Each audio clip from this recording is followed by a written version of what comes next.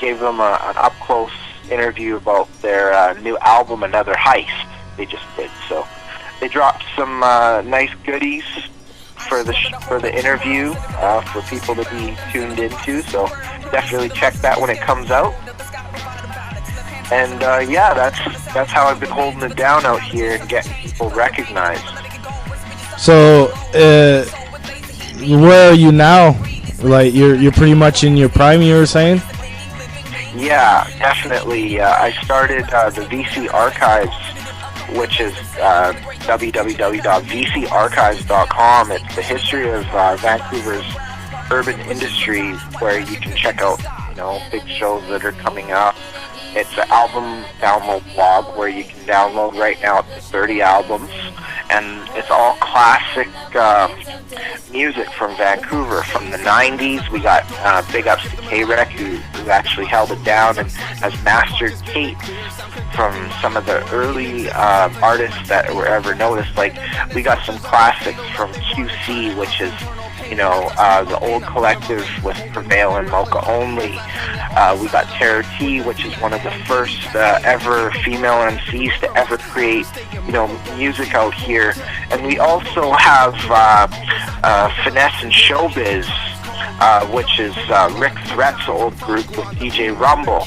And they put out the first actual classic record that went and got Canadian distribution out here back in '93. So I've been doing that. Get roughly 10,000 viewers a month that just like to check out what I'm doing, and also there's over 900 people that have downloaded albums off my site in the last few months. So, the biggest accomplishment was obviously doing Rock the Bells this year. And big ups to Red One and Chang Weisberg for holding it down and doing such a great show and getting me backstage so I could be in an interview with Supernatural and Nardwar. Nardwar is really big in Canada. Yeah. And so back in August, I had roughly 20,000 hits I had for my website, which was really amazing. A lot of people have been showing support. I just recently updated the playlist for 2009, where people can, check out all the new music. We got, Porn Star on there. We got some music that people have never heard. We just have this new artist named Young Sleazy who just did a track with Birdman from Cash Money. And, another fellow named Sagari who just did a track with Crooked Eye. And, a lot of other artists that are really making moves. Big ups to my homies J-Kin, Rapid POS, and big ups to my homie Matt Brevner, who's holding it down. Because Matt Brevner is one of the next up-and-coming artists to really blow in the mainstream out here. And we all went to high school together in all different years. Jakin's been holding it down. He's one of Van City's nicest. Been making some moves out in Japan. And Most Def, Matt Brevner is now out in Japan, in Osaka, and he's really holding it down out there. He's trying to get a signed deal. So his album's called Magnum Opus. You can cop that on iTunes. Awesome. Let's see, the artists, let's talk about the artists you worked with. If you can name them at the top of your head. I mean, there's a lot of them, and you already mentioned a few, but if there's any more that you'd like to mention that you worked with or collab with. Well, the different situation of meeting all these artists, like, are you talking about like recording them or getting support from them, or are you just like... Well, mainly, that you collaborated with or, worked with, basically, not just the work side of it. Well, I guess if you're meaning like doing tracks, or just like filming their sets, or stuff like that. Tracks. Oh, tracks. I've done a track with J-Kin. Did a track with Emotions. Did a track with Hell and Back from Res Official. Did a track with Defenders of the Faith, which is Van City's classic Checkmate and Concise. Did a track with Van City's pioneer, one of the top female MCs, Dee Cascade. Did a track with my homie Nine Trippin', aka Nine Trey.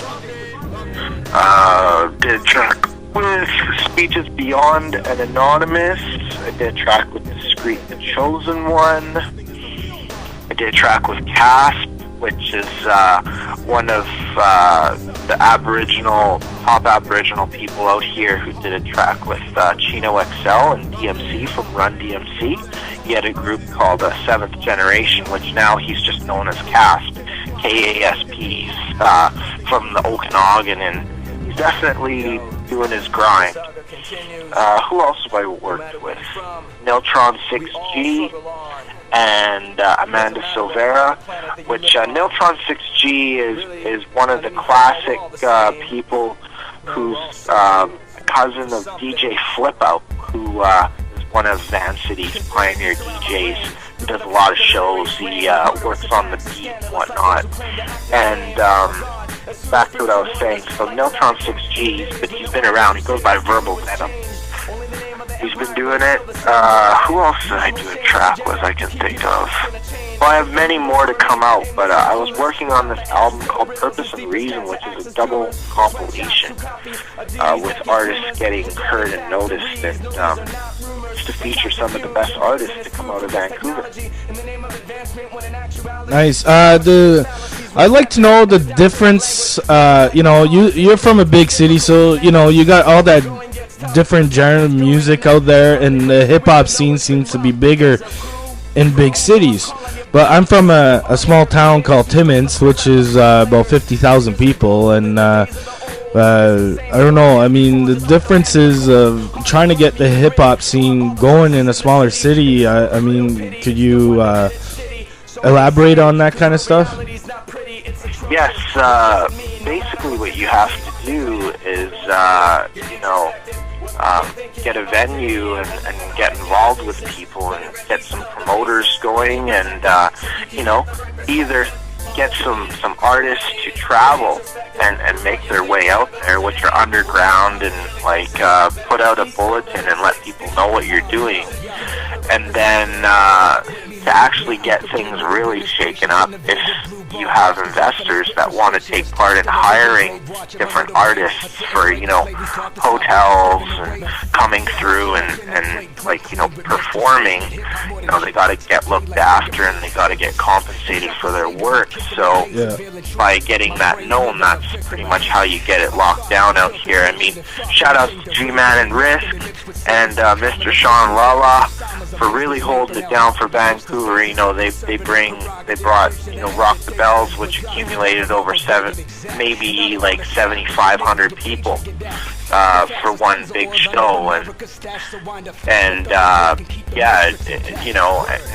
basically what it comes down to is shout outs to Emotions for holding down Monday Night Live. He has a great venue. He's been locked down. We worked together for about two and a half years, and I filmed a lot of his performances. He brings a lot of people from out of town. He was definitely a huge part of helping the Wall of Fame, getting me the interviews, introducing me to a lot of Vancouver artists, because he's the niche of and the center of attention for the underground. People are really getting it noticed and getting heard out here. He has a night which is every Monday, and you come out here and you do a performance for 15 minutes and you do your features and whatnot. Like, he's brought in Lifesavers, Blackalicious, which is coming up soon, Cool Nuts from Portland, Tanya Morgan, who's a few other artists, Lucky Eye and PSC, Pigeon John, Cunning Linguists, so many names, which has been incredible to get people noticed out here, and even people that are small, you just come out here and do your thing, and that's how we've been doing it for the last almost 3 years.